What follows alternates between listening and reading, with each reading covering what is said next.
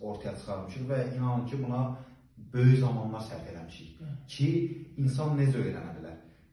Hansı mövzunu ardıcıl demək lazımdır, yəni ki, nə boş nəzəriyyə demək lazımdır, nə də ki, boş praktika.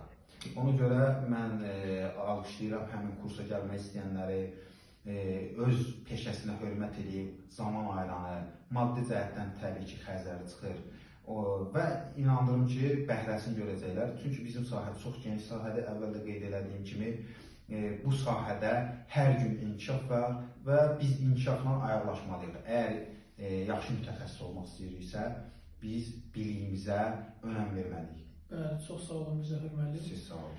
Əziz dostlar, əgər sizə də sizi maraqlandıran suallar varsa, qeyd edə bilərsiniz rəylərdə. Biz də Müzəffər müəllimlə bir yerdə yeni bir video hazırlayarıq, o suallarınıza cavab verməyə hazırıq.